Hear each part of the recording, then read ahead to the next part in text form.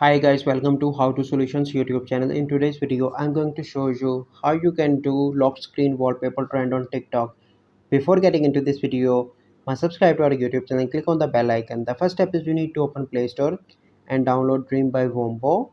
And you also need a VPN, otherwise that app keeps crashing. So you need to download any VPN. So I downloaded Hotspot Shield. Then you need to open Dream by WOMBO and click on the plus icon in the bottom and select any art style and type art text here, prompt, and click on select image.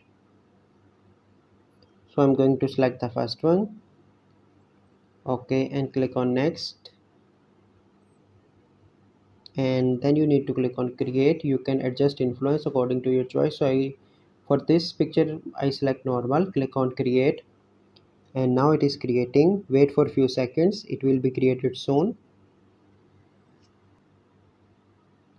So here you can see that the print is ready. If you want, you can share and publish that, and on the top right you will find the download option. Click on that. You can download original or set as phone background, and you can share that on TikTok as well. So by following these steps, you can easily do lock screen wallpaper trend on TikTok.